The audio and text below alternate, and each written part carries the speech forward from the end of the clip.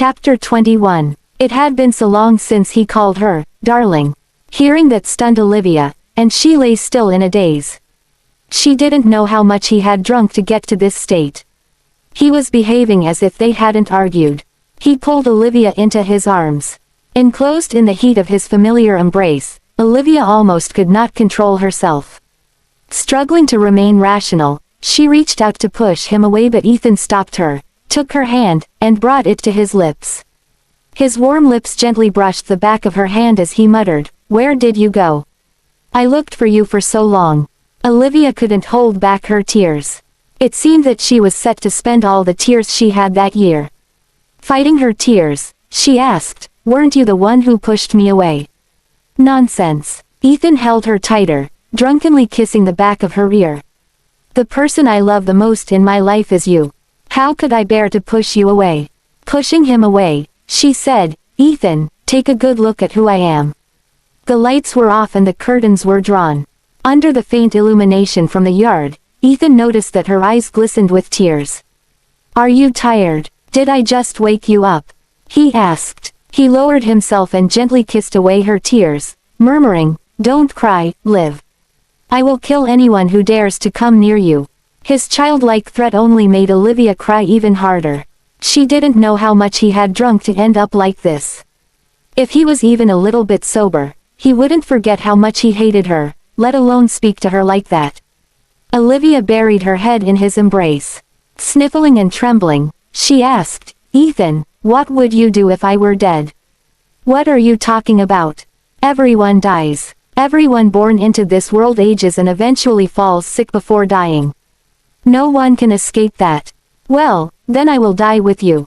We will enter eternal slumber together and be laid to rest at the same place." Smiling helplessly, Olivia tightly held onto his shirt. "Nonsense. I'm sure you'll celebrate with fireworks and marry someone else the moment I pass on." Ethan was displeased to hear that. He sat up, grabbed her hand, and placed it on his bare chest under his shirt, his skin flush against her palm. His heart was beating fast, like a drum. Although Ethan was intoxicated, he began to speak seriously. "Do you hear it? It's beating for you. If you die, so will my heart." With tears in her eyes, Olivia nodded. "I hear it." His palm crept to her waist, startling Olivia. Without warning, Ethan's body pressed against hers. As he planted another drunken kiss on her, his usual aloof behavior was nowhere in sight.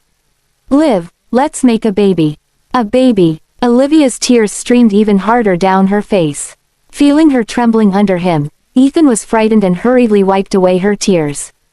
"Liv, don't cry. I don't want you to. I only want you to be well. Stop crying." He held her trembling body tightly in his arms, patiently soothing her over and over again. Olivia clung to his clothes, pressing her head against his chest. Her tears wet his shirt as she softly moaned his name, "Ethan, Ethan." Chapter 22. Why did things have to turn out like that? Olivia wanted to return to the carefree life she had 2 years ago. I'm here, he repeated tirelessly. Olivia knew that his tenderness would only last a fleeting moment, and she should keep a distance from him. Yet, she couldn't help wanting to hold on to that tiny, remaining shred of his warmth. She wondered how good everything would be if he were still himself. When Ethan woke up at dawn, he felt someone in his arms before even opening his eyes. Despite all the alcohol he had last night, he figured that nothing would happen to him. His alcohol tolerance was high and he had great self-control. He didn't dare to open his eyes. He had a splitting headache and no recollection of what had happened the night before. It was only after mentally preparing himself that he gave in and opened his eyes. Upon seeing Olivia in his arms, he sighed with relief. However, upon recalling their current situation, he had the urge to shove her off of him. Just as he was about to withdraw his arm, his gaze suddenly fell on Olivia's face, and he stopped. When was the last time he had quietly looked at her like that? All of their recent exchanges had been filled with tension.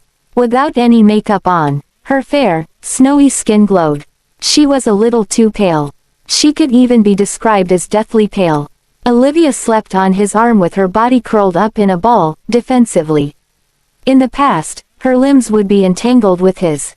A self-deprecating smile appeared on Ethan's lips as her body language indicated that she no longer trusted him.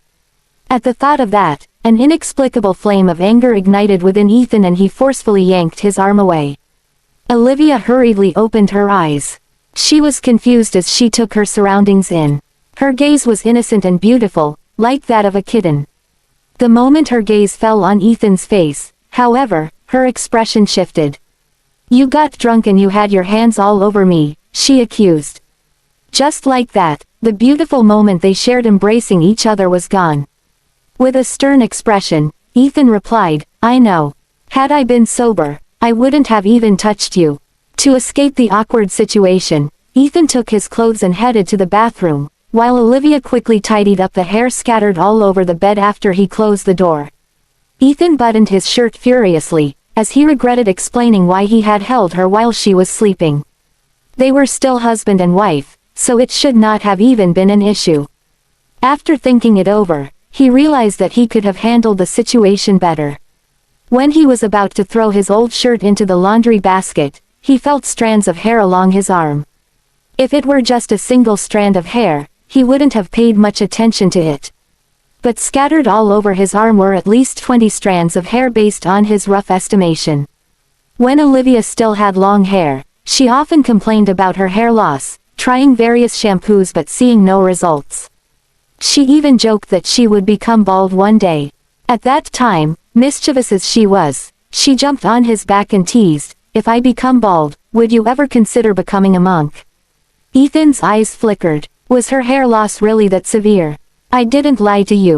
I'm just sick," she had said.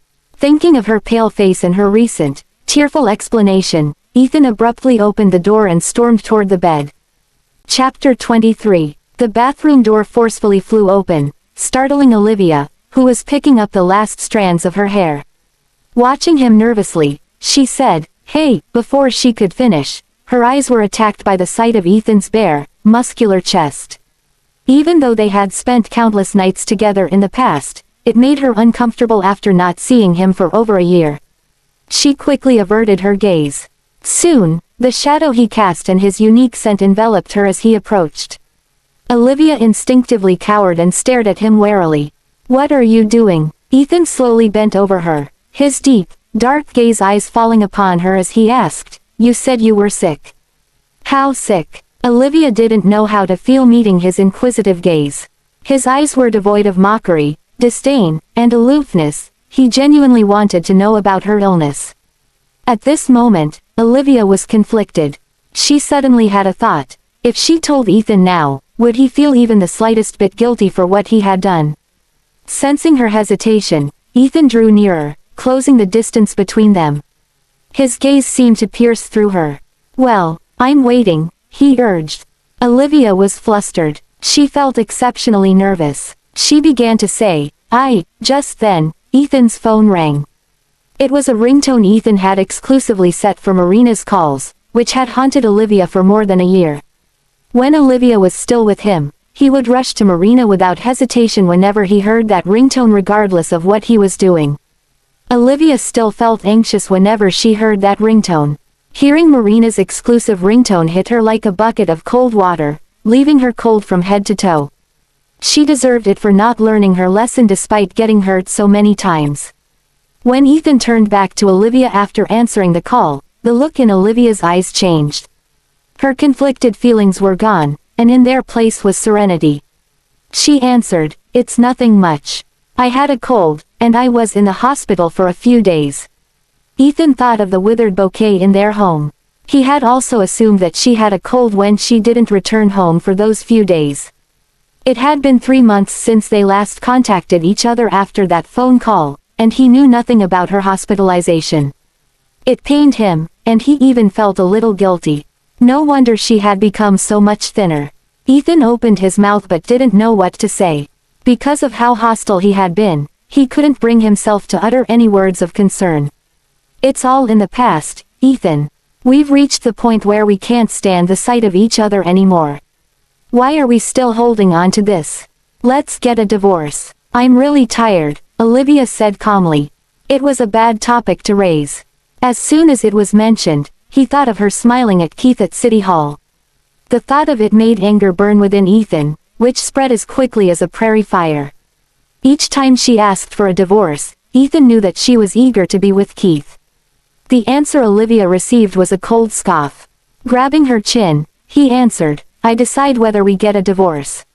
Since you haven't reached the point where your current life is worse than death, how can you assume that I will let you go?" With that, he whipped her hand off of him and returned to the bathroom, his eyes glowering with hatred. He didn't see any hair on the bed, so he figured that he was worried for nothing and that she was only focused on getting a divorce. Chapter 24. Olivia found it increasingly difficult to understand him as his temper changed quicker than the weather. He was the one who had demanded a divorce, yet he would fume whenever she brought up the topic.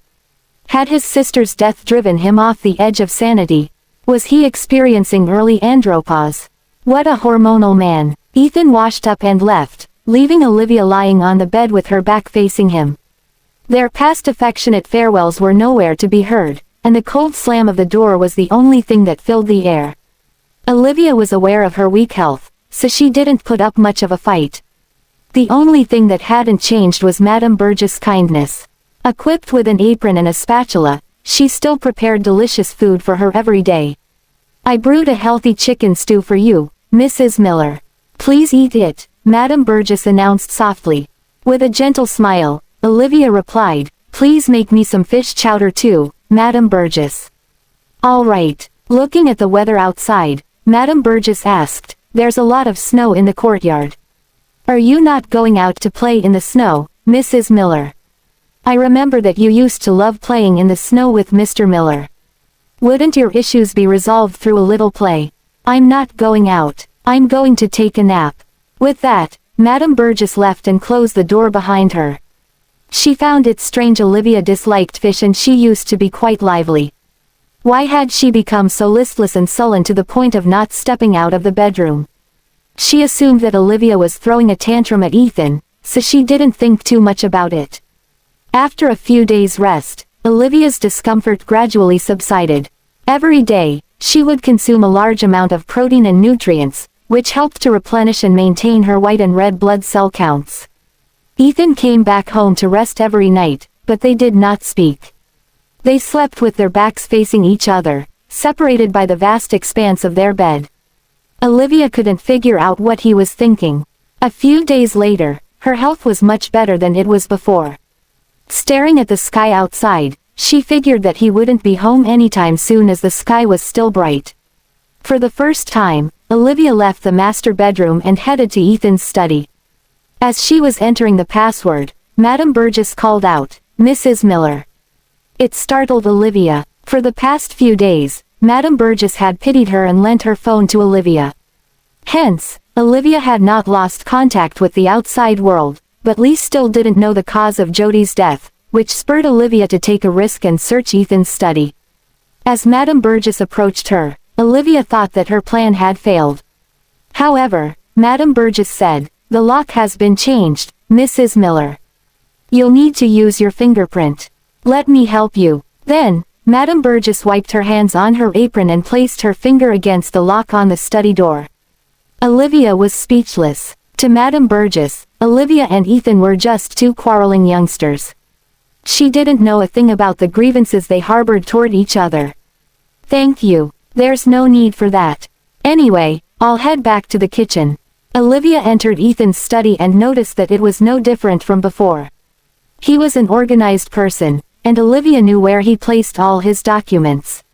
Soon, she located a safe that contained everything about him and his sister, including childhood photos and toys. It had left a mark on his heart, which Olivia never explored when she was with him.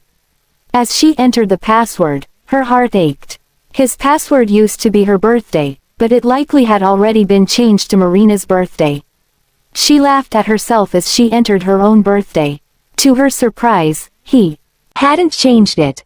The password was correct. Olivia opened the door, which revealed many objects inside the spacious safe, including several document folders. At first glance, she saw the words, "Cause of death." Olivia quickly took them out of the safe. She had barely scanned the first few lines when a cold voice asked, Have you given up on playing nice? Are you resorting to thievery now? Chapter 25. Engrossed in reading the contents of the document, Olivia was startled by Ethan's sudden appearance. She dropped the files, which scattered all over the floor. Why had he come back so early? Ethan usually only returned home late at night. Although they were married, she was a little ashamed, especially since she knew that Ethan hated it when people schemed behind his back. Olivia swallowed nervously. Her expression was stiff as she said, "You're back." Ethan was clad in a suit and tie, which outlined his tall and slender figure. When his icy gaze fell upon her, Olivia felt like she was trapped in a frozen cellar. He stalked toward her, taking wide strides with his long legs as he leisurely took off his blazer. Having been born with a silver spoon in his mouth, he carried himself with an air of nobility. Although he was merely removing his clothes, Olivia was so frightened that she nearly lost her composure. She wanted to escape, but her legs seemed to be paralyzed. Before she was in a relationship with Ethan, he was known for being a ruthless, merciless devil. Finally, she understood why everyone was afraid of him. He carried himself with an intimidating, terrifying air. Olivia's hands and feet were pressed to the ground. With each step he took toward her, she took a step back. Soon, her back was flat against the safe, she had no more room to retreat, and Ethan was already kneeling in front of her. "Did you see it?" His voice was calm, and she could read no emotions from his eyes. However, Olivia knew that he was calmer when he was especially angry. His eyes were dark as ink, hiding all emotion. Swallowing nervously, Olivia nodded warily before quickly shaking her head. While she had scanned it, she hadn't finished reading it. She had only read part of the autopsy report. Ethan lifted her chin, forcing her to meet his gaze. "Do you know why I didn't want that child?" Chewing on her lip, Olivia whispered, "Because of Jody." The autopsy report stated that Jody's true cause of death was not drowning. She had been strangled before being thrown into the water. Another important piece of information was that Jody was 3 months pregnant. If she and Jeff really did have a romantic relationship, that child was most likely Jeff's. Brushing his finger against her tight lips, he spoke into her ear, "I checked the surveillance footage of the obstetrics and gynecology department that Leia was in. Jeff was there too that day." Olivia hurriedly explained, "My parents have been divorced for many years. It's normal for my father to have needs like that. Even if they were in a romantic relationship, my father treated her well and never hurt her. My father couldn't have killed her." A cold smile appeared on Ethan's face. It was the first time in a long time that he had discussed Leia's death with Olivia. "You must see Jeff as a righteous gentleman. He treats you well only because he is your father. Nothing is black and white in this world, and no one is perfect. You only see what he wants you to see." Chapter 26. Olivia was dumbfounded. His words struck a chord within her. Ethan was the best example of it. He used to dote on her endlessly, but now he was extremely cruel to her. She couldn't say he had changed. Instead, he was just showing her a different side of him. Since Ethan was like that, Jeff could be too. Olivia countered weakly, "Well, no matter what happened, he wouldn't kill someone." Ethan's finger gently brushed Olivia's cheek. He spoke gently as if he was still her lover, but his eyes were devoid of any tenderness. "Liv, you're so naive. Did you also think that I would never leave you?" His words cut Olivia's heart like a knife. It was true that she had thought that he would never change until she saw him holding Marina at the airport. That was when reality slapped her in the face. Ethan continued, "You've always wanted to know the truth. Today is your lucky day. Jeff didn't want to keep that child, and he didn't want to give Leia a home. The first 3 months are the best time for an abortion." On that fateful day, they had another argument. He accidentally killed Leia, but he soon threw her body into the sea. Ethan's tight grip on her chin began to hurt. "She was my only sister, whom I loved and cherished since I was a child. If she hadn't been abducted by human traffickers, she wouldn't have ended up like this. Do you know how tragic her death was? If it wasn't for the DNA we left behind in the database, I wouldn't even be able to see her body, let alone the child forming in her womb. How old was she? Why did she have to suffer like this?" Olivia broke free from his grip. She was afraid that Ethan, who seemed to be unraveling, would kill her along with himself. Ethan was still lost in his thoughts.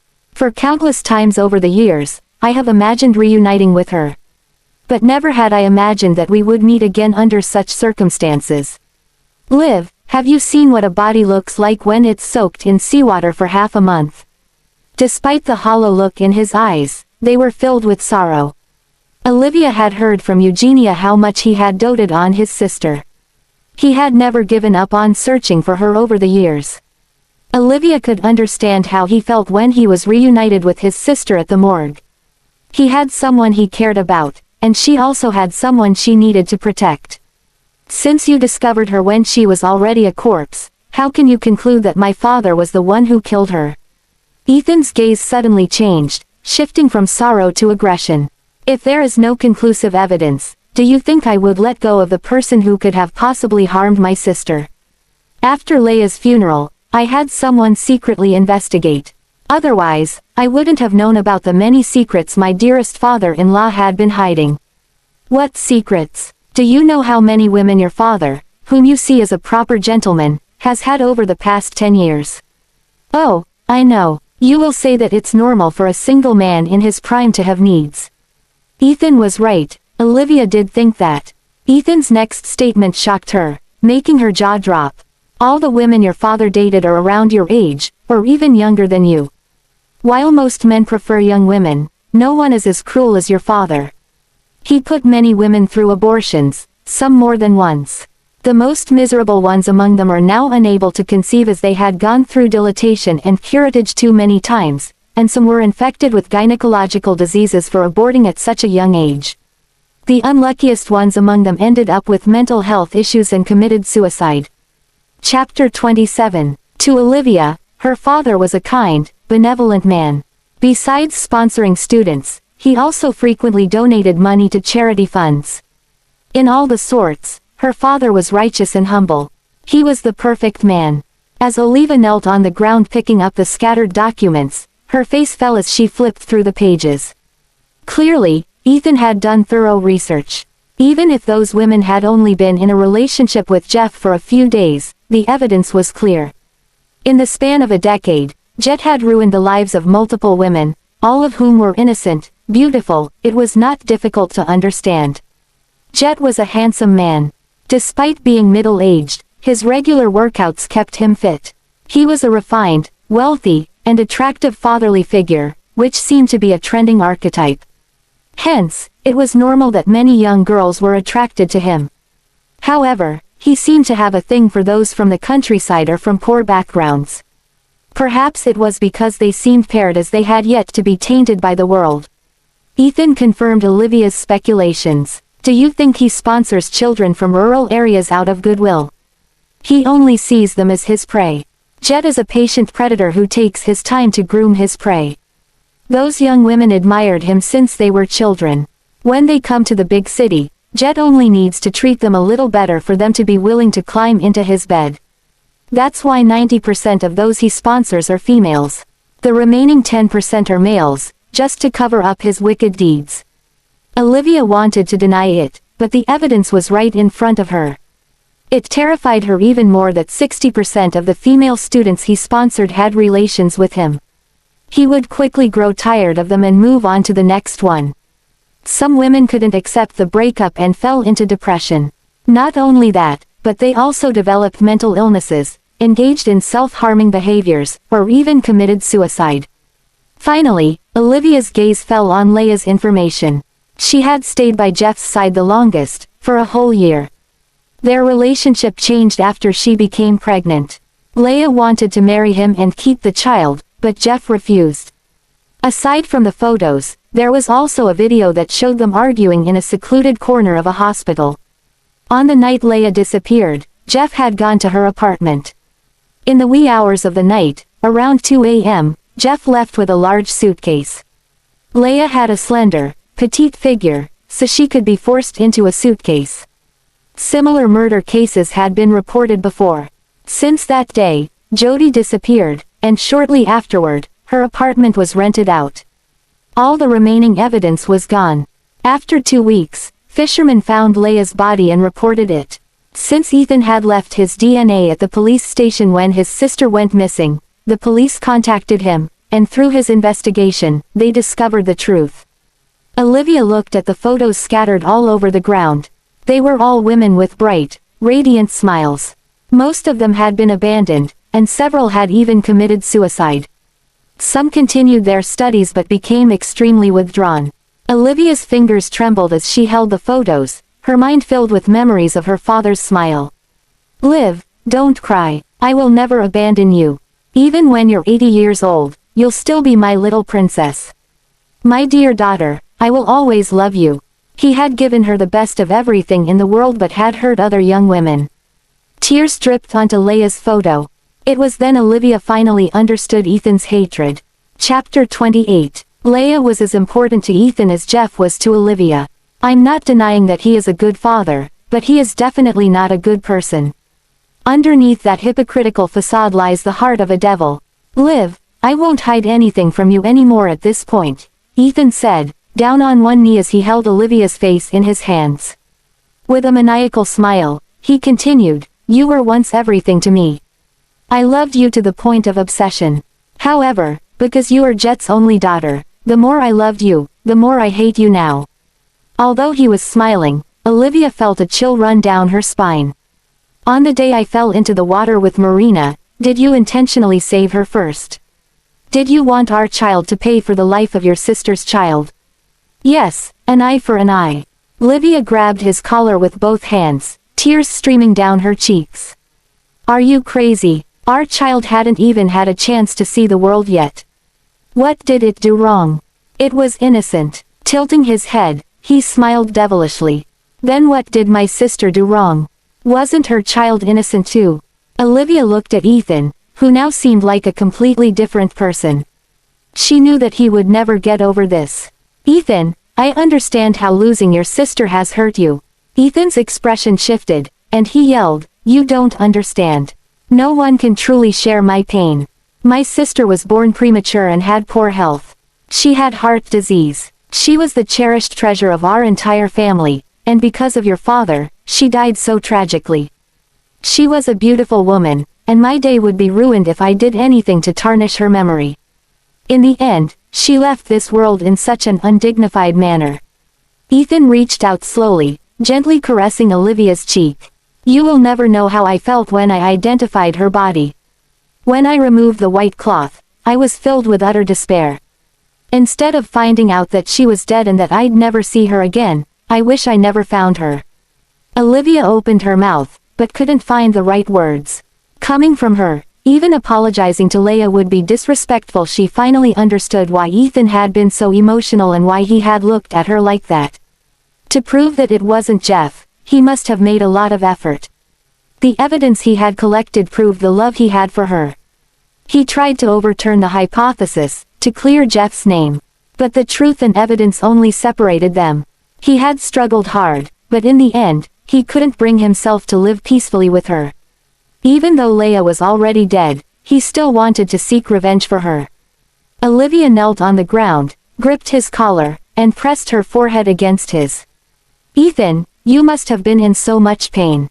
The Fordhams have gone bankrupt. I lost our child, and my father lies unconscious in a hospital bed.